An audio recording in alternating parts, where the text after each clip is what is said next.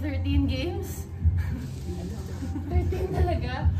Siguro nakailang 5 sets lang kami kay Creamline. And yung mga 5th set namin, dun talaga yung crunch time, di ba? Kasi 15 lang.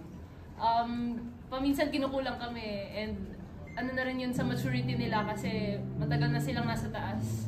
Kami, paangat pa lang and yun lang, dagdag din talaga nila Ate Royce yung maturity kasi yun talaga yung kinulang sa amin, di ba? Bago pa lang kami nung finals last conference and yun yung wala kami. Pero hopefully sana masustain namin yung maturity and yung confidence namin as a team.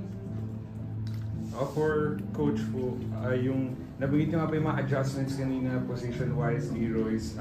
Sa inyo po ba naging mahirap po yung paggawa ng mga ganong klaseng high-risk na changes kumbaga or yung kumpiyansa niyo po talagang kahit sino mag-work at any given time yung nanaig po kanina? Sa sitwasyon yan talaga naman, bago naman gawin namin yun, sinabihan ko na rin yung mga players ko dati pa na even yun si Isa, pagpasok ko pa lang sa team talagang sabi ko kailangan mong pumusisyon dito sa opposite, kailangan mo hindi lang kung outside hitter ka, siguro kumuha na talaga ako ng timing o ano pa yung kailangan namin gawin.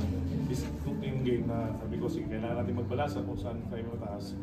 Kaya siguro talaga lumakas na loob ko nung nakuha namin yung third set. Sabi ko, tuloy natin, gawin natin outside hitters yun. Si Ross, kasi yun naman talaga yung national position niya. And akala ko magiging, magbabaliktad yung magiging porsyento ni Isa. Pero mas nakatulong pa si Isa sa position kasi more dumidepensa talaga siya. Kaya sobrang, naging maganda yung decision making namin. Hindi lang ako, pati yung coaches ko na kasama ko na talagang pinag-usapan namin kung ano talaga yung dapat gawin. Kasi kasama talaga sa itong sitwasyon na kailangan yung mga coaches ko makasama ko.